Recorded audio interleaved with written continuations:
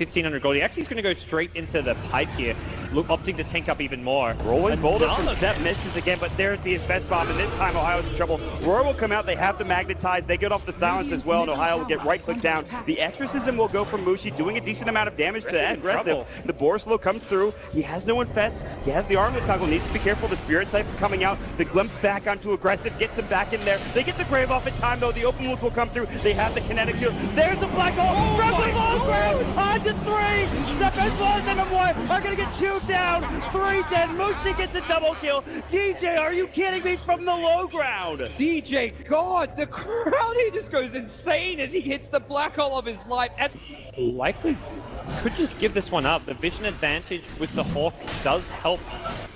But nope, they're ready. They've actually got a smoke. They can bypass the Hawk with this, but there's no way they take this in time. Fnatic need to get out. Mushi is going to be stunned by the boulder smash. They're going to come through. Showit looking for a Ravage. Can't find it. Mushi pops the BKB early. Aggressive blinks in. Pops the Rage as well. Still has his BKB ready to go.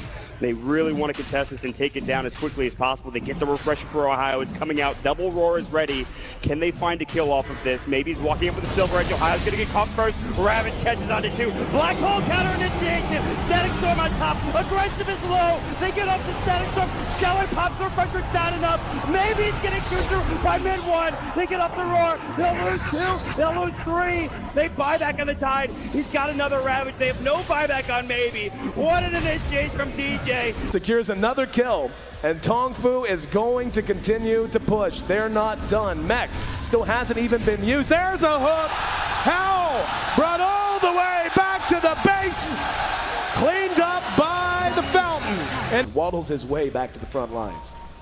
Well, like I said, it does waste time, but they kind of need it. I mean, they need to be able to just eliminate somebody from the fight, very similar to what Mu can do for Tongfu. So if he had been a little bit farther up, he would have been able to throw the hook, but the thing is there was a range creep in the way. There it is, yep. Banana going for a ride on the Dindy Express. Welcome to the well. He just goes to Tongfu. And now charging back out. Dindy going to be spotted, and he gets, no, he doomed to Chen. That's a much better choice. Oh, he got him. He got him. Not going to follow it all the way because we got a battle to watch with Puppy. Trying to get away from it, going to be telekinesis back. And they will be able to get him as well. There you so a 1-for-1 trade. And wow, Hal is still alive down there. Engagement breakout as Kuro. Oh, there we go. The hook got him. Zhan Xing taking the long ride to Shanghai. Welcome home. Navi down. Can you say mega creeps? Navi, he got him. One more. This is what you call one for the road. Man, I can't. The game for IG. Who leads the way? I believe it should be Zoe. They're gonna cut for the shorter path. They storm up the river. Patience from Zoe. Waiting in the wings. Navi's about to be caught. Oh, there's the sleep. The surge. He catches everyone. Oh, this could be a total disaster. Vacuum in. Ravage on everyone. The black hole as well. Light of heaven turns it around. Ravage as well. Stolen by Dendy. Are you kidding me? They turn it around. 4 heroes dead. 5 heroes dead. Chuan trying to survive. Chuan's gonna go down. Puppy talked about the Naga counter. It's Light of Heaven with his BKB. They turn it around. I don't even know how they're gonna do it. Standing ovation from the crowd. The last tower will be going down. Start the fight with that global and just try to blow up and get on top of that Zeus right away. Get into that backline. I mean, the Rubik and the Zeus are really starting to be quite an issue for them. Chalice is in with the opener, straight in with the lasso. The tower will fall, but they'll drag back the Amber Spirit into the torrent, cut him down with the Tidebringer. He's dead once, but on the side, they find Arme. Arme's dead for 60. Still alive at the moment. Oh, the use! The dodge! Anna up into the end, dodging the Echo Slap. Somnus, he's trapped here in the Sprout. OG, they'll slowly punch down the Kunkka. The Stolen Vision Jerax sets up onto FY. OG! But this PL will continue just to BT split push this game out, get more and more money. And that, for me, is still the biggest problem for Evil Geniuses. Where do you go with this? Fear needs to have that damage dealing item. But in order to do so, he's got to drop either his TP scroll or sell the Ring of Aquila. And Sumail, blink, Dragon Tail stun. Gala's going to be here with the hookshot as well. Laguna bites Sumail. The Colt's burn bought them a little bit of extra time.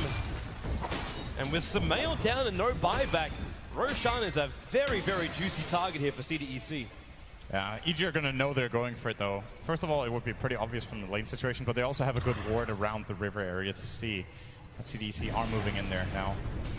I don't think EG are interested in contesting this 4-on-5, but maybe they can delay it long enough for it to be a 5-on-5 if they Ice Blast and Fissure properly.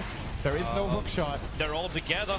PPD, here comes the Ice Blast, ready for the dog! In from Universe! It's a disaster! CDEC! They're going to get wiped from the face of the earth, apart from aggressive. He'll jump out, but the Wombo combo perfectly hits from Evil Geniuses, and now they will take Roshan. Sumail is back, they'll get the Aegis of the Immortal. OG right behind Ame, gets the jump, finds the Pugner. Vision will not find a stun. Pugner with no buyback. OG, they were really playing with fire. The Hex down the Terrorblade. Spectral Haunt looking for the front line attack, but that's why Somnus goes into the back line. The BKB, they're into the back line. Shaker, he's bouncing around. Hawk shot, she stuns on the way through. ES is gone. No buybacks available. Have LGD done it? They're holding Anna. Hold him in place. Chalice will find the damage. F5 will die for it. No, really? Anna is actually running away, but it won't stop Arme from blinking up, looking for the tier 3 tower. 2 players left alive for OG. They're the big ones, however. Thompson and Anna on the defense duty. Fortification. It's delayed as much as they possibly can. And now the jump out. Hex, the boy in the bubble. Thompson able to be protected once again. Chalice very, very low on mana. They have a lot, but Arme, he'll change the life with Anna. Thompson needs to be pushed away. Able to do so. FY jumps onto the illusion only, so the hookshot won't be able to connect. But Anna, he needs to retreat. There's so much damage. Anna down. Buyback is available. They still have not taken the mid racks. OG are just trying to delay LGD for the moment. 5 heroes around. The bubble is there protecting the melee racks. Anna, Sunder by once again. The Sunder switches to life. Arme's back up to full health, but the damage from Thompson, it's good enough to kill off the bait. Buyback is there. Somnus leads forward. They just keep bunching them around, but they're still battling from inside the bubble. Pugner will come to the world living LGD. They're going for the GG push. They're going up the tier 4 towers. OG, they have to hold the line. They have the numbers. Seven from the side with a take on Arme, but no!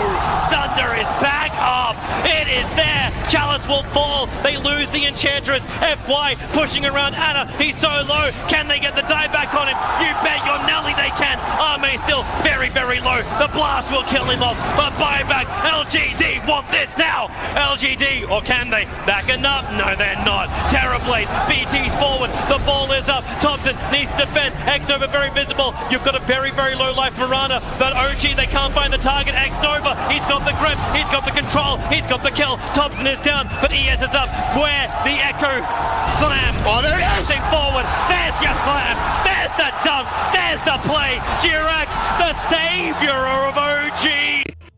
1,500 gold. He actually is going to go straight into the pipe here, opting to tank up even more. Rolling boulder from Zep misses again, but there's the invest bomb, and this time Ohio's in trouble. Roar will come out, they have the magnetize, they get off the silence as well, and Ohio will get right click down. The exorcism will go from Mushi, doing a decent amount of damage to that aggressive. The Borislow comes through, he has no infest, he has the armlet toggle, needs to be careful, the Spirit Cypher coming out, the glimpse back onto aggressive, gets him back in there. They get the Grave off in time though, the open wounds will come through, they have the kinetic shield. There's the black hole, from the long ground, on to 3, Zep as well as NM1 are gonna get chewed down. 3 dead. Mushi gets a double kill. DJ, are you kidding me? It's looking spicy. It's looking spicy.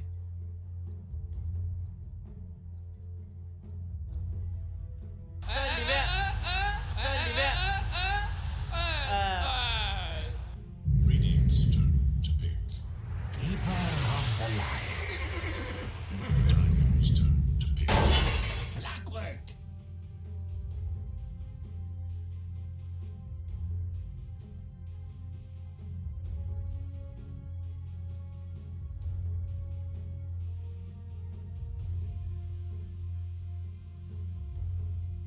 Seconds remain. 5 seconds. Radiant must choose. Storm Spirit. Doing great. That last series was a back and forth one. This one should be just as good. NoPing Esports right now are sitting at 2-0. 2 wins, no losses. They've won all their games so far. DogChamp are a bit behind, having 2 draws and 1 complete loss. So we'll see if they can turn it around here. You can see in those first few bans, once again, NoPing Esports targeting all of Luki's heroes, the Pango and the Mars out of the pool. That does mean Rayla Lisa gets to pick this Storm up. But NoPing do go into Tiny, which could be our mid matchup, and we have seen Tiny against Storm a couple of times now, and the Tiny, depending on the timing of that blink, can really start to take off there. So it's already an explosive match from these first few picks. 5 seconds.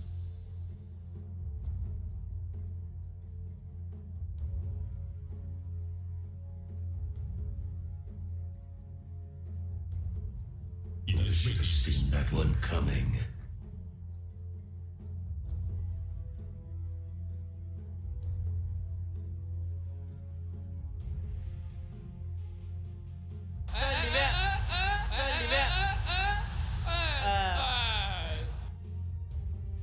Seconds remain. 5 seconds remain.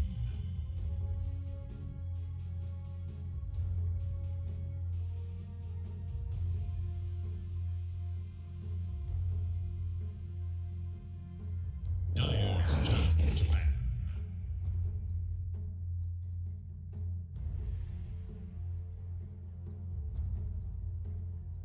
Yeah, it's going to be a really good back and forth here. Of course, every single time DogChamp, they do get this Rayla Lisa Storm. They love to fall back to it. So they've already got a favorite pickup here. Curious to see if NoPing is ready for that. I mean, with a Tiny response, it does look like they are, and that should cause issues. We have seen Rayla Lisa fall behind sometimes in that Storm. He does love just rushing the Orchid, but you can see they're ensuring Rayla Lisa has a good time. They take out the Underlord, one of those heroes with the Root. Of course, that does make it troublesome for the Storm to zip in and out.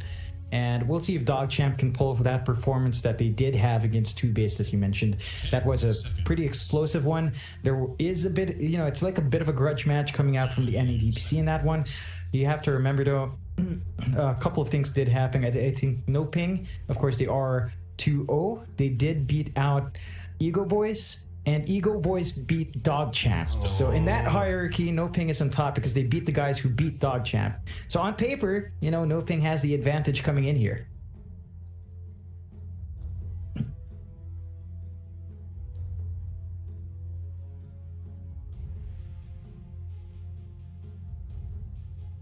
Seconds. 5 seconds remain.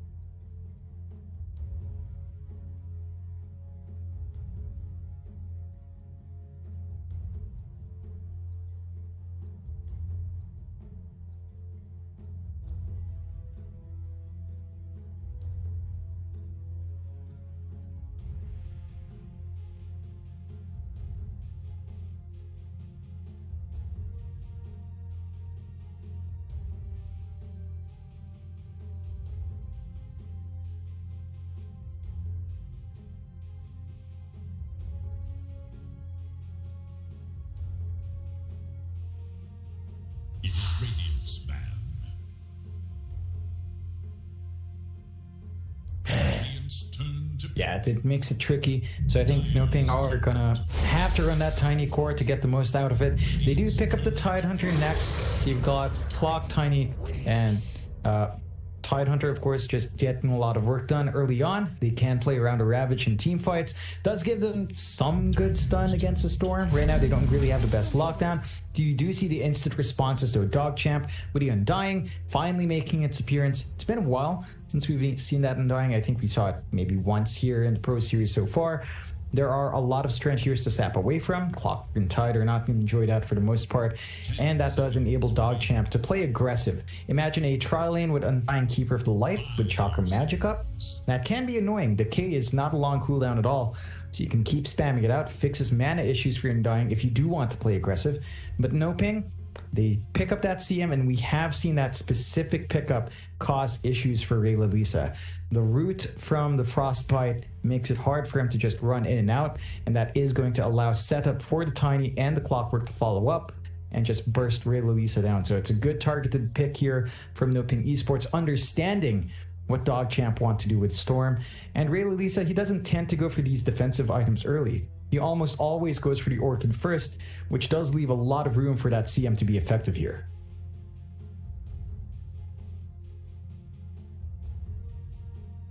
Dire's turn to Flock.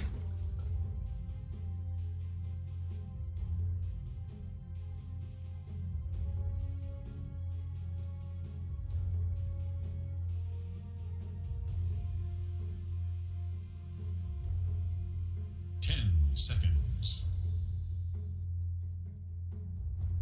5 seconds.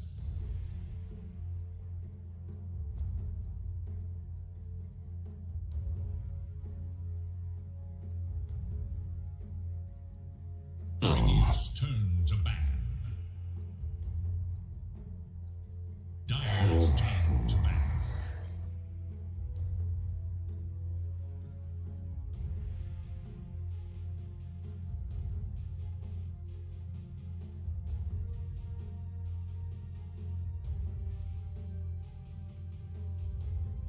Yeah, it's a back and forth one. Early on, you want to apply as much pressure onto that Tide, especially while he's not tanky.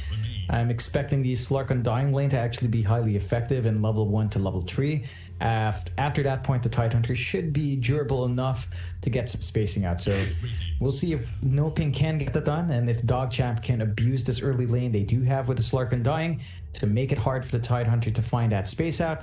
There is still a core that can come out here for NoPing, and that is what DogChamp's focusing on, taking out the Naga, taking out the AM as well, ensuring that the Slark's not going to have too much of an unfavorable matchup. Do still have certain options there. The Ursa's gone, the Jug's gone as well. So limited options. If they wanted illusion-based heroes, I guess the PL's on hand. If they wanted to go into that for NoPing, hasn't had much success. Like, we've seen it a couple of times here and there, but it hasn't really worked out. We'll see if that's something NoPing will consider, as there isn't amazing wave clear and control for something like a PL in this game from DogChamp anyway.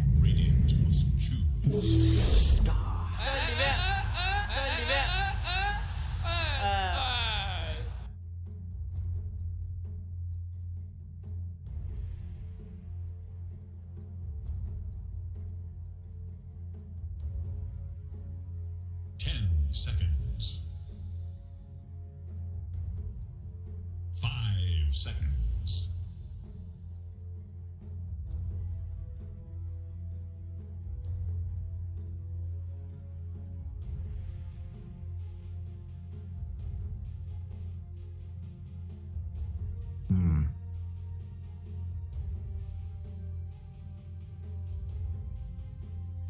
Yeah.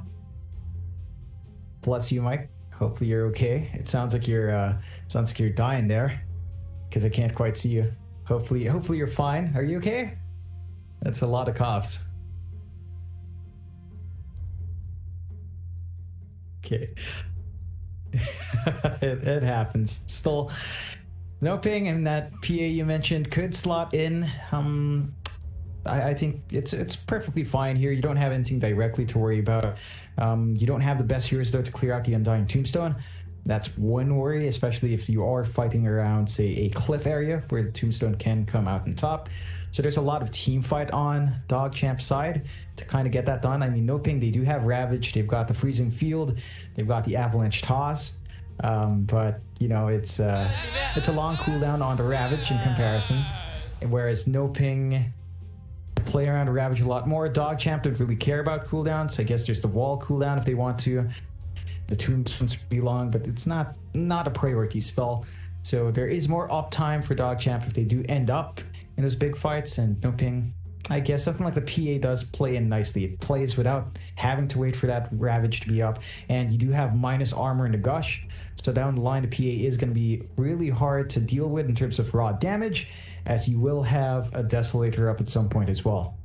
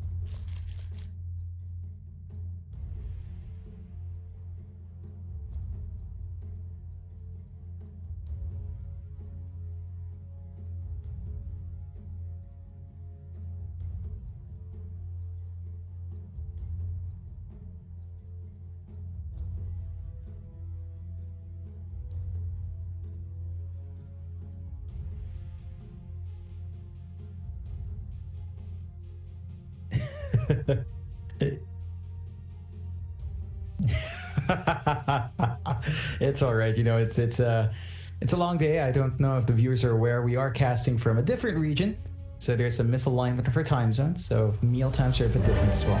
Yeah, I think the daylight gives it away. Still, game one should be an exciting one. Lycan up against Luca's Darkseer. As you mentioned, that Darkseer needs to get that early laning pressure off. I'm a bit worried though. Like, the control to keep a Lycan locked in his will form, once Shapeshift is up, it doesn't feel amazing here for the side of DogChamp. Like, they've got Vortex, they've got the leash on Slark if it lands, and that's it. Like, you can't really count Will-O-Wisp from Garen until way down the line. So there's a lot of opportunities for the Lycan to zip in and out himself, especially once he has a BKB. When you do have that BKB, nothing will stop HFN from just getting his position on the map and starting to find the angles he wants to take these fights.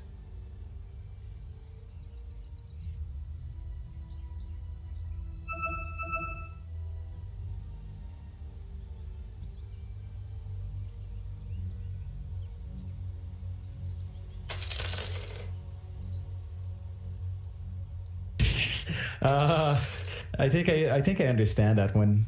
I think he's saying salute to the dog HFN because he's playing Lycan. I think that's a translation. If I'm not too rusty, I understand a bit. Thank you, 300 years under Spain. Yes, useful. Bloody 9, confident.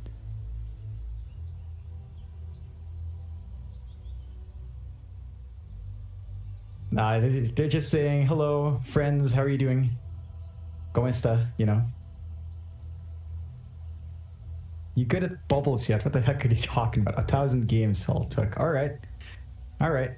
There was some all chat as well in the lobby. Well, just some chat in the lobby. Luki was saying hi to Oscar. And Luki was like, alright, I get you're ignoring me. I did take your lane. I get it. So Luki, obviously stealing the lane away from Oscar. There's some bad blood, but Oscar was just like, no, I was just AFK. It's fine. They're still friends.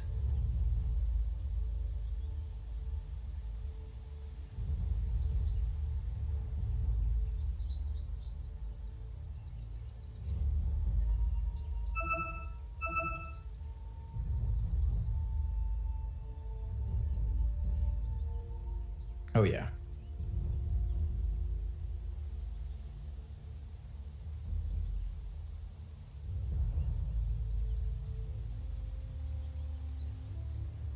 Nah.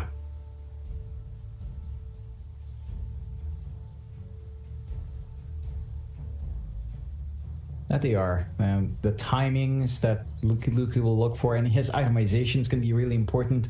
We tend to see just Guardian Greaves rush for the most part. I'm not sure if that's... It's still going to be useful here for DogChamp, especially since they've got the Undying to pile on the heals as well. So they can just go for that more utility build. I'm curious to see whether or not he'll consider something like the Gleipnir. I think an Atos is just so much value, especially since, again, you lack lockdown for a Lycan once he gets that shapeshift off. So HFN's just going to be running around, especially if your Orchid target is going to be someone else for Realisa. You have to watch yourself in these prolonged fights as to where that Lycan is and whether or not he has used his spells. Now, of course, if you jump him first with an Orchid and burst him down, then that becomes a non-issue. So it's really down to Realisa finding the angles as well here in these early fights. You do have some scouting around here. The ward was dropped by Realisa, so he's not in any danger, but that might have revealed it to Dark Mago, so he might be able to get the sentry down from his supports down the line. My horse says nay, and so do I.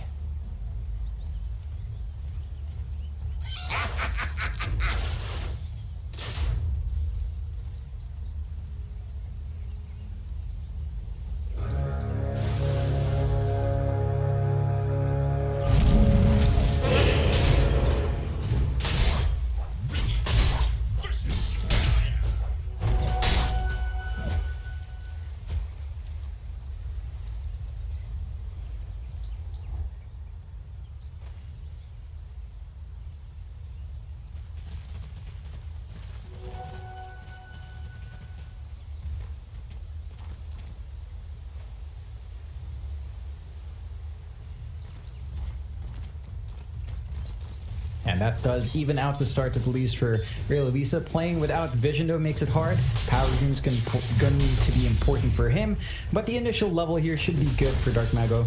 We have seen Tree Grab just really allow you to clear out this first creep wave. Realisa, of course, just abusing those remnants himself. So it's going to be an even trading lane until we start to see some levels up. Should be down to the supports in terms of controlling mid and the power runes. And in that case, I do believe that NoPing does have some nicer support, especially with that clock, if it can make its way down. So have to watch that as the minute comes up. Still gives us a chance to take a peek up top. Pandaboo is laning around with his Tidehunter Oscar. They are up against Bloody Nine and Creep on the Slark Undying. And you mentioned it, but Bloody Nine dropped low earlier. He's trying to spam out this case, has 3 mangoes up along with sticks, so he does have a little bit more to play with, but every time he doesn't find his trade, you know, Oscar can just regen a lot faster with Tango, so much more value, as, you know, the percentage, once it fades, once that decay fades, you do have a little bit more HP on hand, and, well, it's so important for the Undying to make the first full mana pool work out, and he's gonna have to start to eat through his mangoes now to have presence in this lane.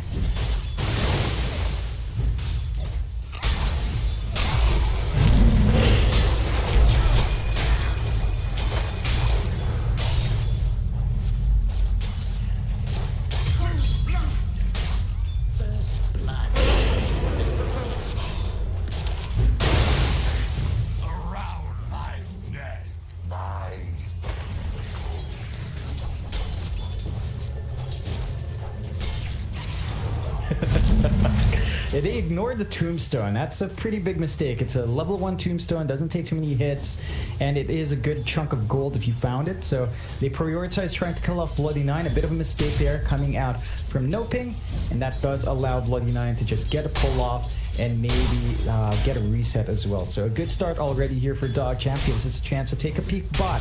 Luki is up there on his darts here along with Yaren. They're trying to apply harassment out onto Matthew on the clock and HFN on that Lycan, but they can't quite get it. I mean, you're slowing down Lycan's farm just a tad. He's still finding some last hits, a lot more last hits than Slark is right now.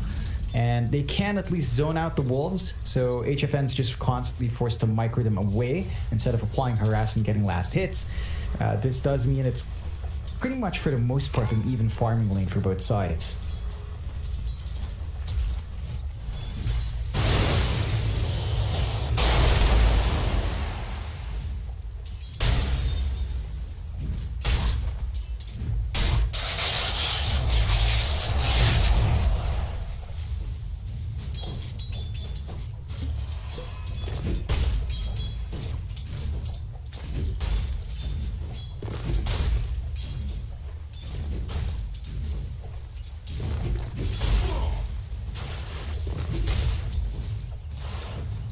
Yeah, and he's holding out well, still finding a little bit more in terms of last hits over.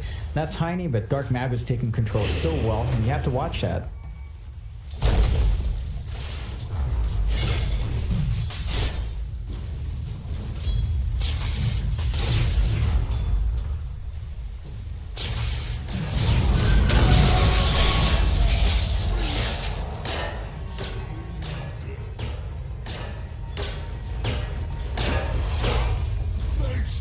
it's a big win for Dark Mago. Rather unfortunate for Real Lisa. He was trying to get the play with the Vortex, maybe just to secure the kill on the clock instead of the Tiny. Doesn't quite pay off. So a little bit more gold out for Dark Mago. Empty bottle. So at the least when he TPs in, he's got a full bottle in comparison, but he's a level behind. Risky spot for him now.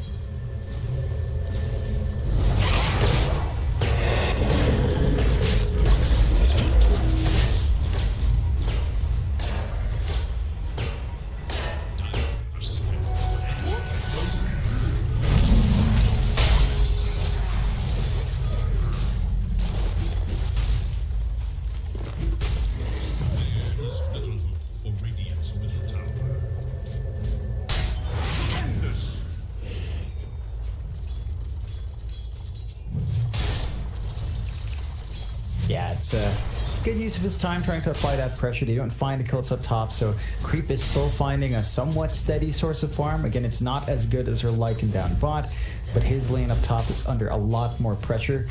Still, Dark Mago is looking to rush that flank now, and considering the start he has had in the Tiny, it's going to be a steady build-up. Bloody 9 is level 4 on the Undying, so he has level 2 Soul Rip, which makes it easier to stand in front, get some heals off, and makes it a lot harder for NoPing to fully commit for a kill.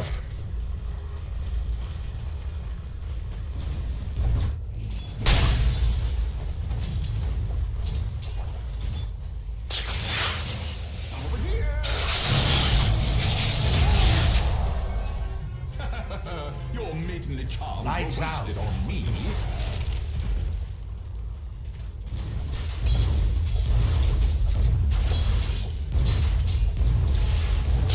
It did force Liquipedia down bot to kind of TP out. He had to drop the wall as well behind that tier 1 to secure himself. So they cancel off the kill, and overall DogChamp would be very happy with how that was giving a little bit of an injection out to Rayla Lisa, given the space that makes well to farm over up top.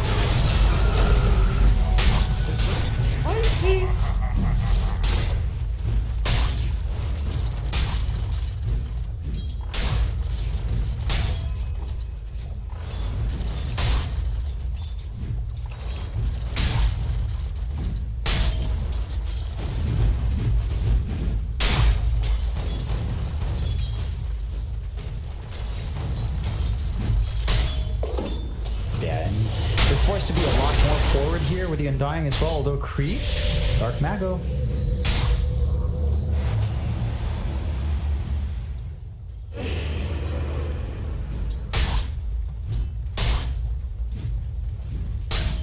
My horse says nay, and so do I.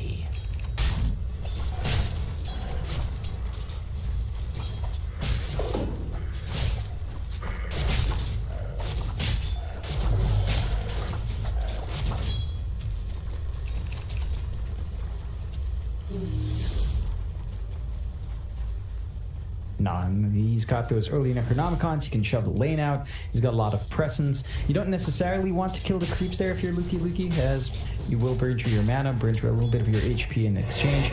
So a lot of value here for HFN being given a free lane, really setting that gap between himself and the Slark, but not by much. Creep is just about 200 gold behind at the 8-minute mark. So there's some room to catch up, and overall, DogChamp does maintain a slight net worth lead, but there is a smoke play coming out here from NoPing. It's just after no heroes here yet.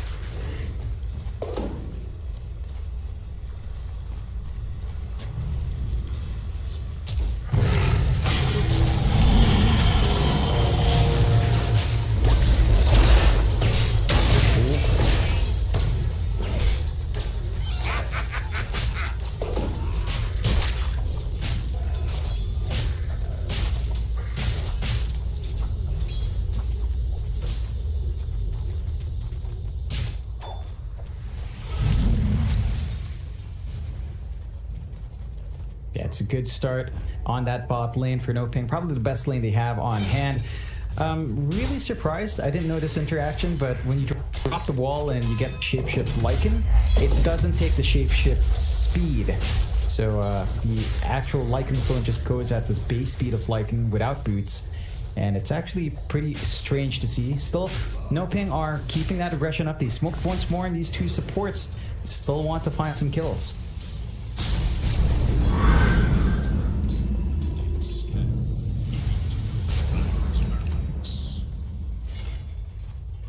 Radiant should look to their bottom tower. You get nothing.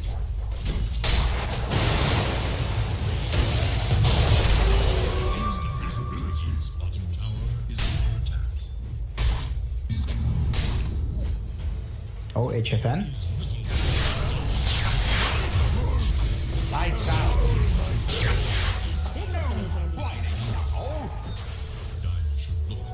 Yeah, really good board coming out from DogChamp to watch the farming pattern of HFN. They managed to get the big kill that they needed, slowing down the Lycan a bit, getting good gold injection for Ray Lalisa. Just about 2 parts away from that full Orchid. So once he has that up, these rotations are going to be that much more effective. And this is the timing that they always look for.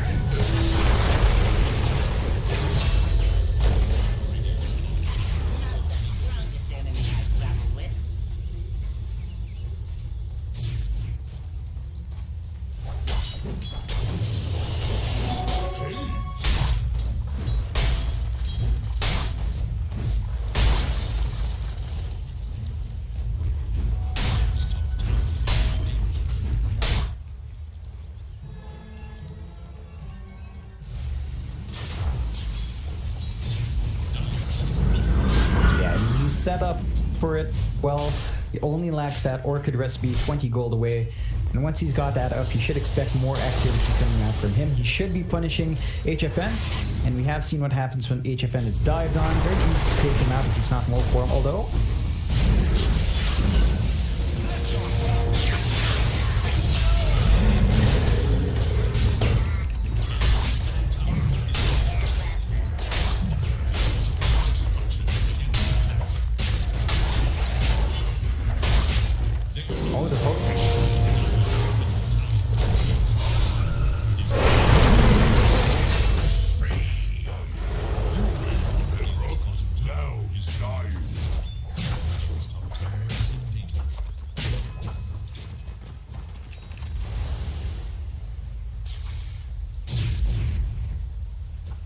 and they also take that mid-tier 1 in that downtime.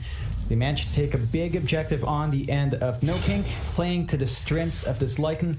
They still hold on to Ravage and onto Shapeshift as well. So if they want to play aggressive, they could, but Oscar is sort of alone up top. Probably not the best position for the Tide. And DogChamp just feeding couriers away one by accident. Dark Mago making good use of this ward pinned out, so just finding those additional kills is making it hard to build a significant lead here on DogChamp's end.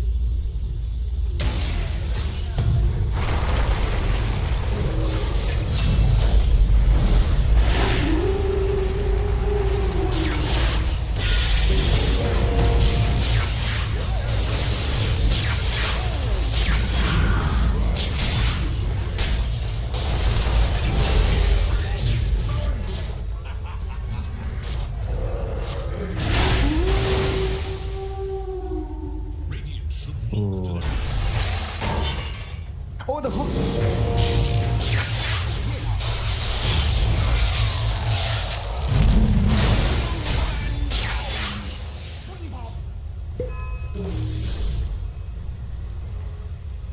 That's an optimistic move out from our clock. Matthew just going a bit too far forward, gets punished for it. 9-8. DogChamp still slightly ahead. That loss on creep does set them back a bit though, but they hold on to their top tier 1. It's at 242 HP. The side of NoPing should just look to take that again. They've got their Necronomicons up and running. They do not have Ravage in this next fight though, so it can be a bit risky, but I think HFN is just single-mindedly just going for these early objectives to build that gold lead up.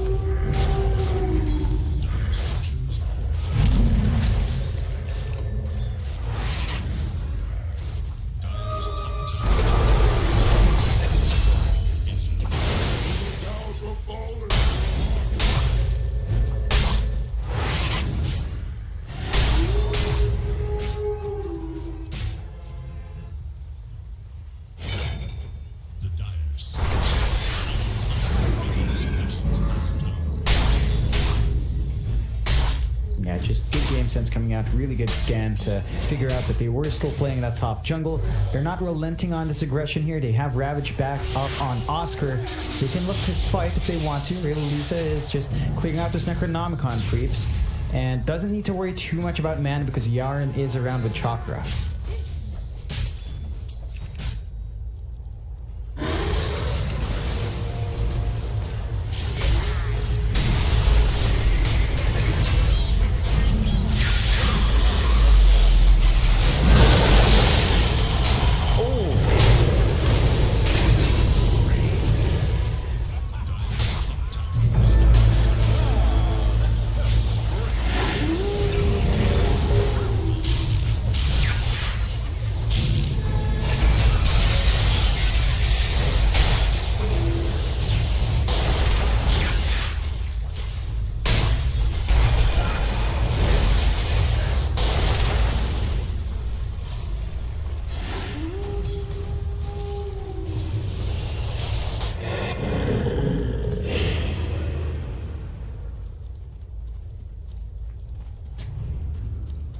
Very worthwhile buyback there from DogChamp. Really salvaging that situation, finding a lot more than he initially lost. Still keeping it even. 1k lead up for DogChamp. They are hitting their spikes. You can see how active Ray Lisa wants to be with his early Orchid, is making it work quite well. And NoPing now with no Ravage, even when the Tide respawns, you're going to have to take a step back. Look for different objectives, perhaps look at the bot lane, take out that bot tier 1 first. They are pretty single-minded in the top tier 2 though. That's what we tend to see from a lot of teams prioritize from the Radiant side. Just that if they want that again, they're going to have to wait for the next Ravage. There is a full pipe now up on Oscar, so some of that magic damage isn't going to be as effective. But as long as the Orchid's up with no BKBs, Ray Lisa can always control one of these key heroes just fine.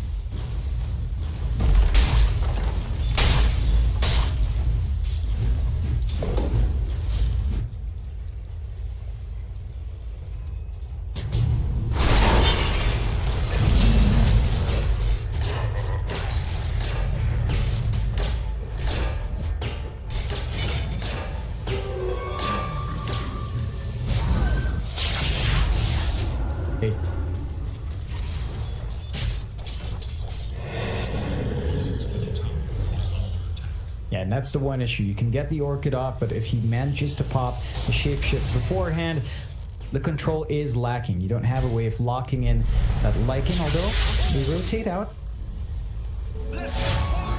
Dark Mago.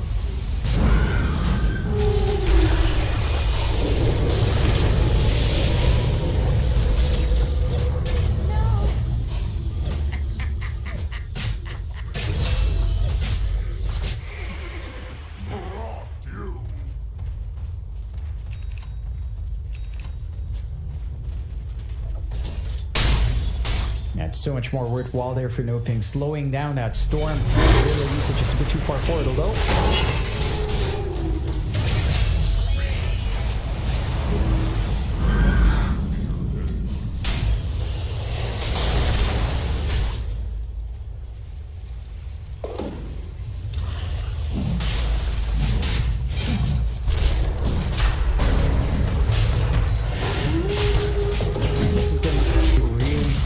side of NoPing. A bit risky without Ravage, considering that there are some options here for DogChamp to go into, but they don't have the wall as well, so it's not going to be a straightforward fight in the pit.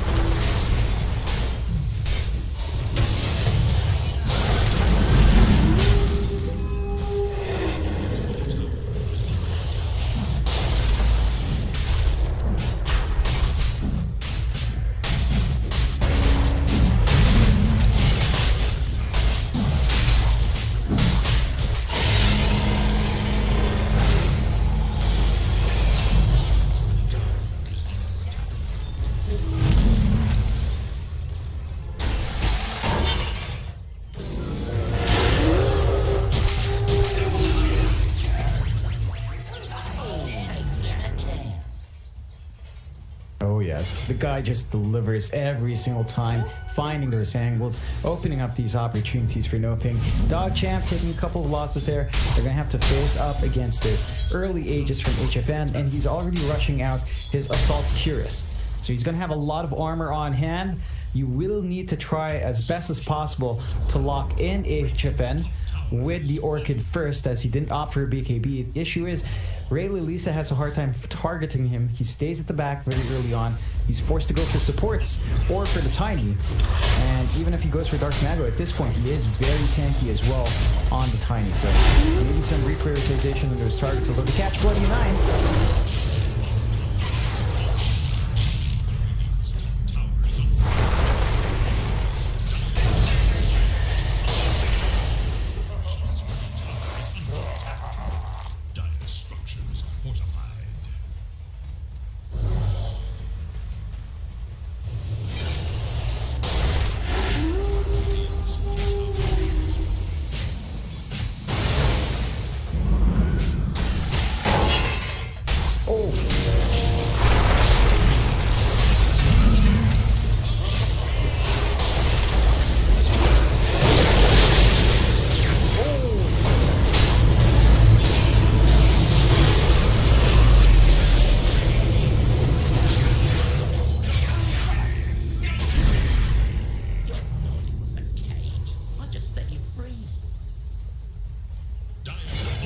That is a massive win for DogChamp. They know they can turn without the Ravage up, but there's Shapeshift up on HFN, so he could try to make a play. He still holds the Aegis here.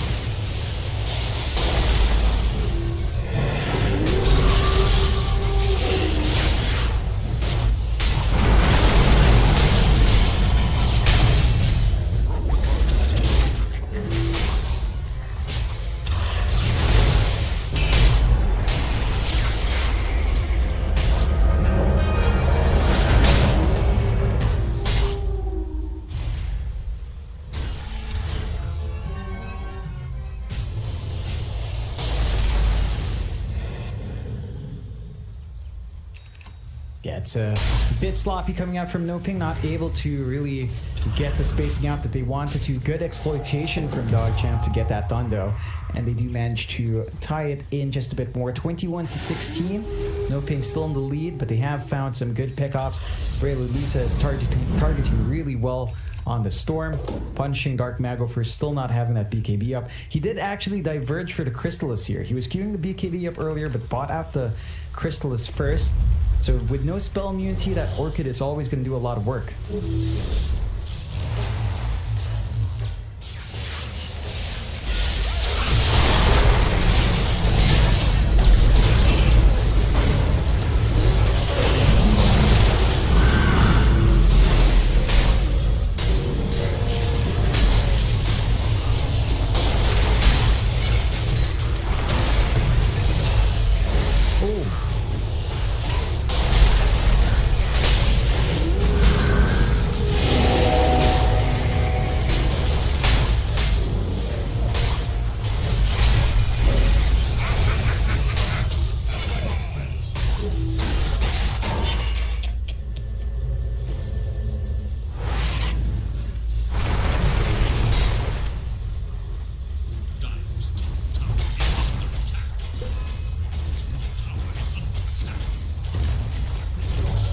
they're limited by that big spell on cooldown. DogChamp does not have such restrictions. Sure, maybe the wall is something you want to wait for, but it doesn't feel necessary to really win out these fights just yet. And NoPing, they need to be a bit more careful. Like, they found a kill in Real Elisa, so the fight doesn't feel as good for DogChamp, but they are building up here on creep. He already has the basher up on the Slark, along with his SNY and Echo Saber, saving up for that Ags that we have seen from Slarks come out. So we'll see if he farms it up quick enough, but so far it's been a good game for Creep to bounce back in. Only 1k behind Nat Lycan, not by much. So he is getting a little bit more value there. We need to see this BKB get finished up from Dark Mago. Like, this diversion towards Crystallis has cost him his BKB timing. The burst damage is nice, but he wants to just stand and fight there. He doesn't want to be slowed down by the Cobble. He doesn't want to be silenced up by the Storm.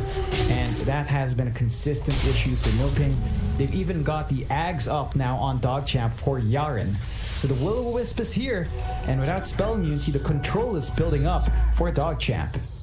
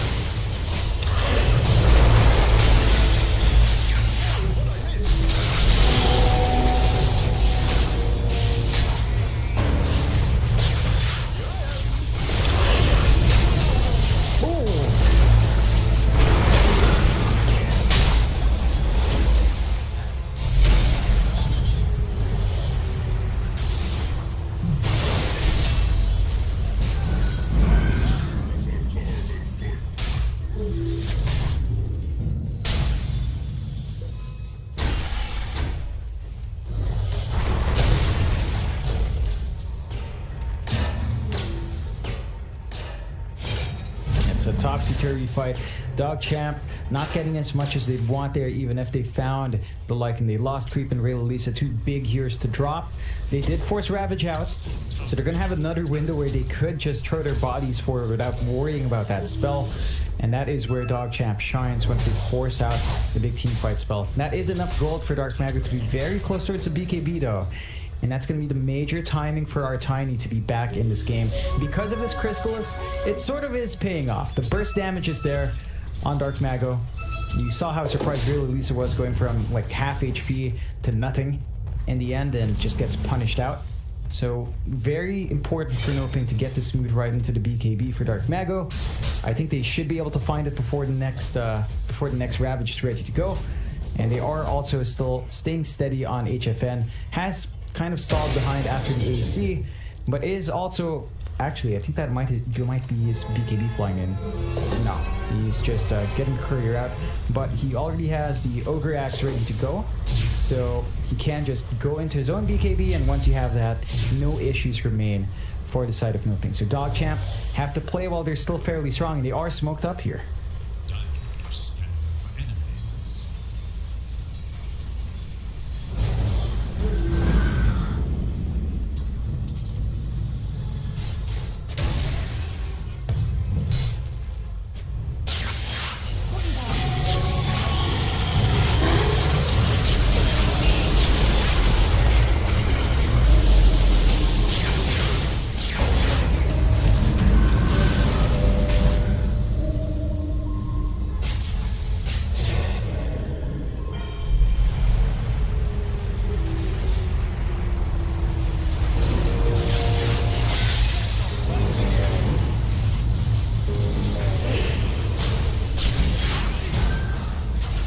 Oh.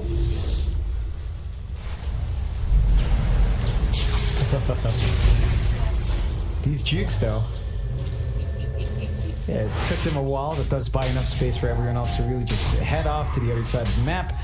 Not the biggest pick off to get, but the kill on Tiny is big.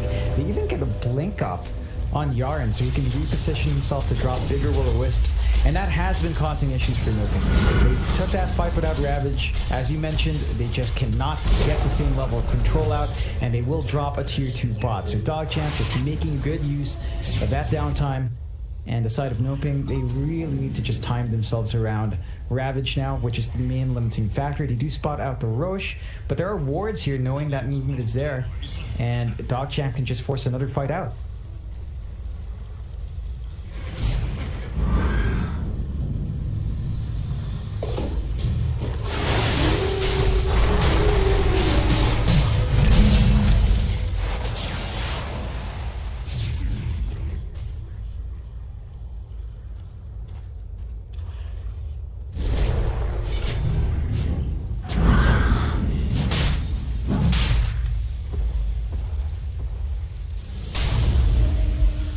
Oh. Will-o-wisp drop. My horse says nay, and so do I. Double damage.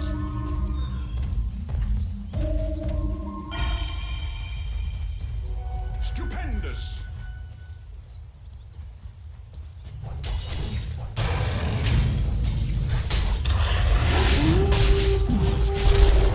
Opens up the access point there. There is a buyback in Luki if they want to force it out, but I think at this point you sit back, you build that farm up, you're very close to the Axe here for creep, and he does have a double damage, so you could take the fight afterwards. Very hard to fight into the Roach with Tide on the other side, and that is the Aegis going away of HFN. So the Lycan is protected for 2 lives once more. Needs to watch when he uses the shapeshift with that Aegis, but there is another smoke here.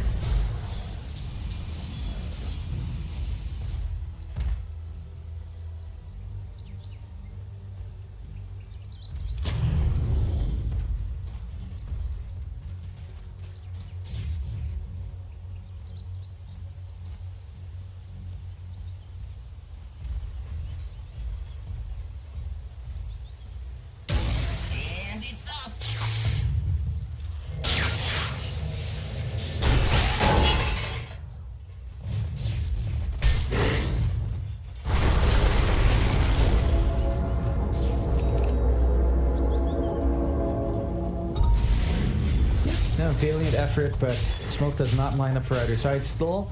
They do have some space out to roam around. They want to find HFN and catch him out alone with the Aegis, but not able to get that angle. He's got the creep scouting out as well. And a bit of a quick pause. You can take a look at HFN. He is actually just going to finish up that BKB. That is going to be his next major spike. And once he has that, he has no issues at all and can just run around, tank through the damage, get the hits off. DogChamp right now, they've got the Ags up on the Slark. Probably going to need that Abyssal to be really comfy and taking control. But you do have to watch yourself. The scaling for NoPing, I mean, it feels like they might have platooned earlier on, but now they can start looking at finishing up this right-click tiny build, right? The Daedalus is being farmed up by Dark Mago. And then after that, I think we have to see the Ags. It just fixes some of your right-click issues, gives you a good volley to toss out, good range as well to get that damage off. And I just love the tiny Ags. I haven't seen them in a while, so please give me tiny Ags.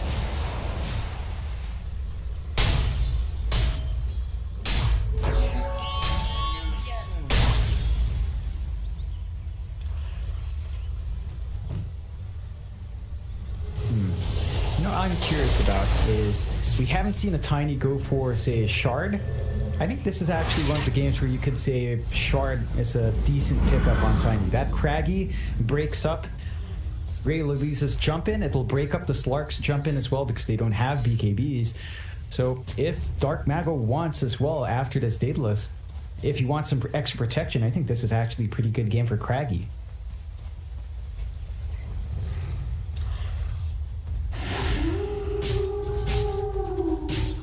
No.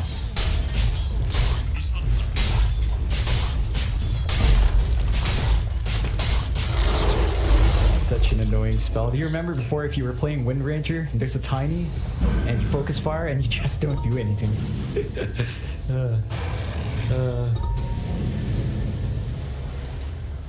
They do take out that top tier 2, no problems there. Just that shove in being continued from the side of NoPing. Age is still up for about 2 minutes 20, so they've got a lot of time on hand. And they do have the Daedalus up. Look at that damage from Dark Mago. Beautiful. Lights out. It's looking spicy.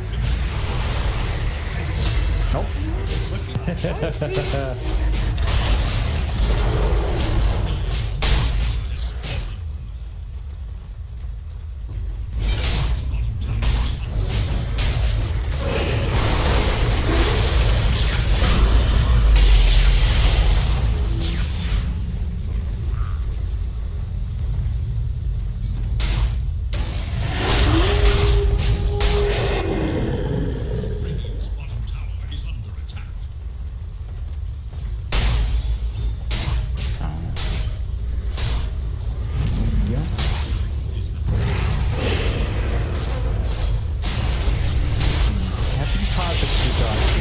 Playing this deep push, and it makes it hard.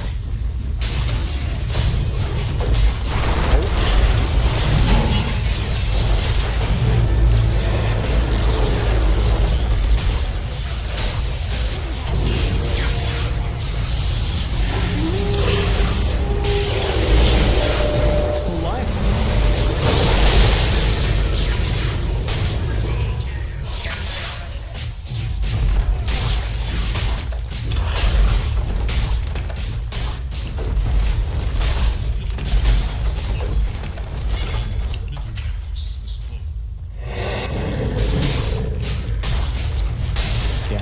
There's nothing they can do. They need that Cobble up. With Storm by itself just doesn't do enough damage to rip through these high HP heroes anymore. So they're going to have to surrender 2 racks. Really good use of this. Aegis coming out from NoPing. They didn't even have to expend it. They only have about 20 seconds, so they can't overstay their welcome. But this is exactly what NoPing wants. They've got the 4K lead in their end, 31-25. DogChamp, they can look to play once more once they know the Aegis expires. Look for that opportunity with Will-O-Wisp, but Yaren has to watch his spacing. He's saving up for an Aeon Dusk Nest to ensure that he doesn't get bursted down, but he just needs to stick with his team and not overextend when he's deep pushing these waves.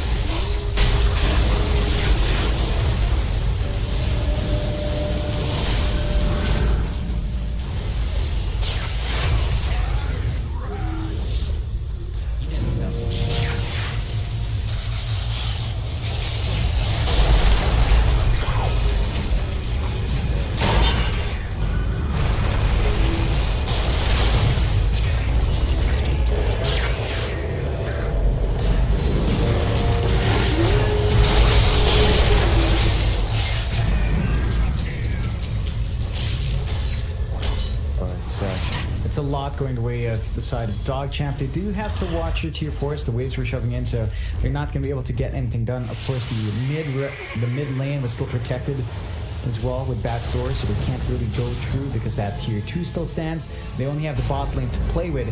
There should be enough time to get the respawns off. Unfortunately, no buyback for the Tide means no Ravage until he actually is back up.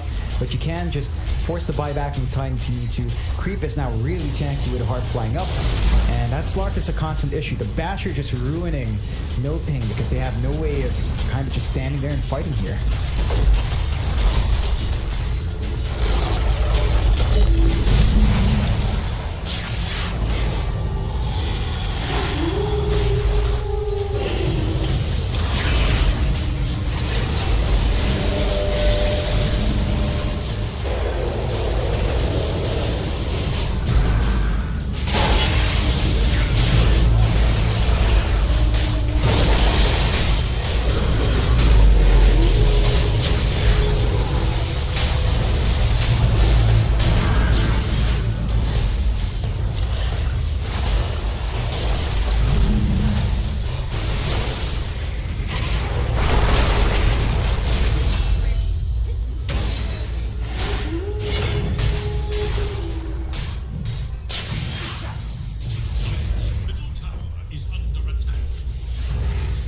Mago.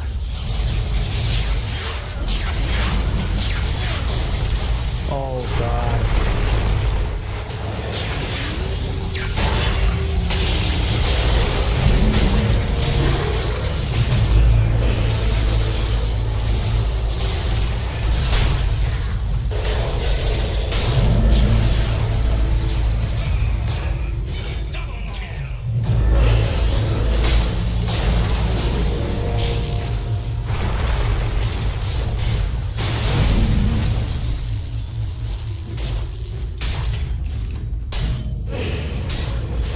Oh god.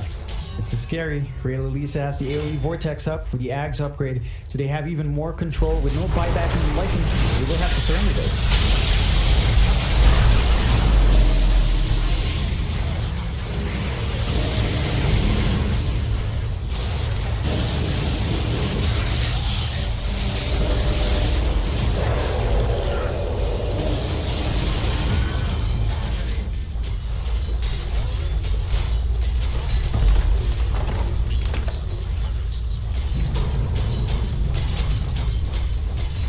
Such a hard defense.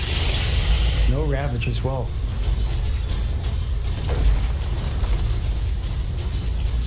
Ooh.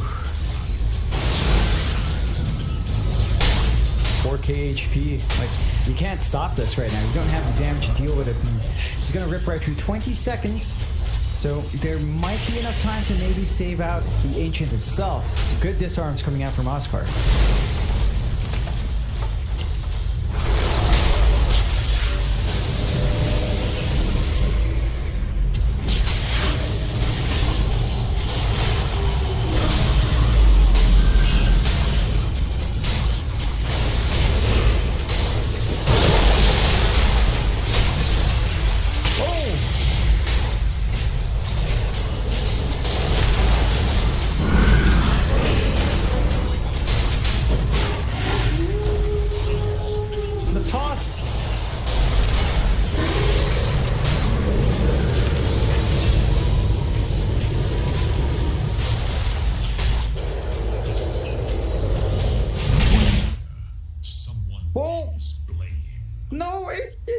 He's done.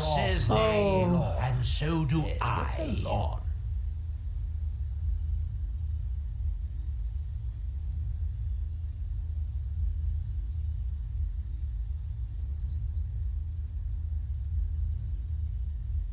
Oh, this is awkward.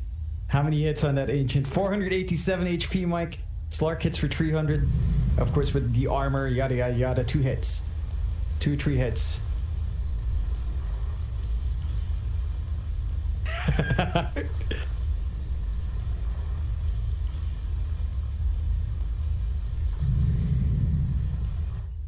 No, it really doesn't. This is one fresh slice of sashimi right here.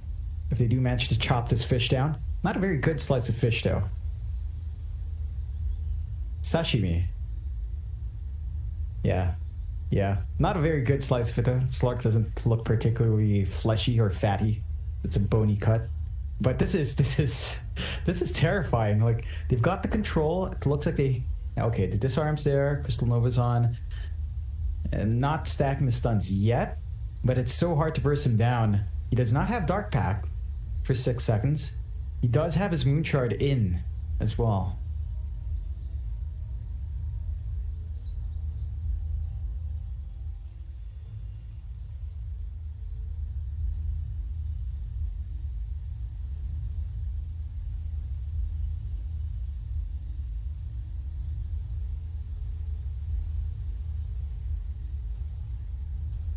It is. It's a hell lot, and it makes it really difficult to handle.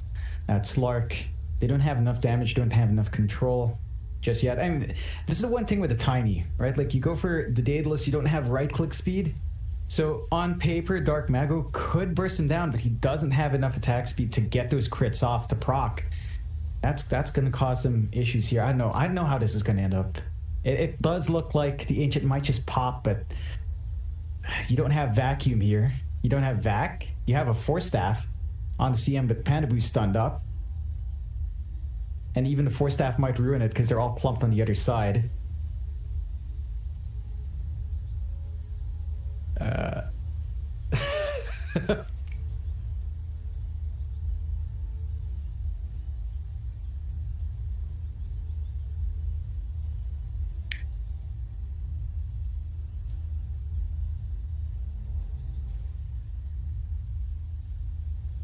Yeah.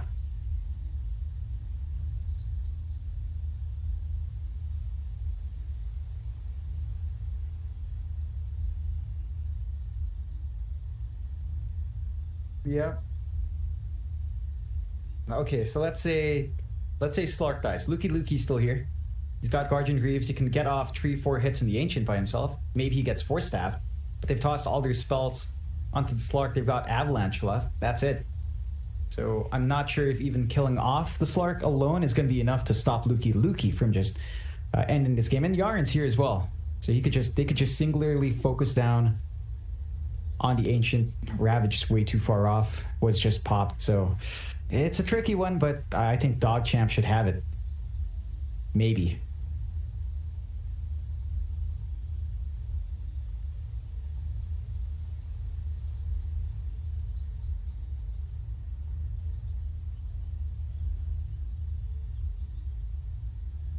No.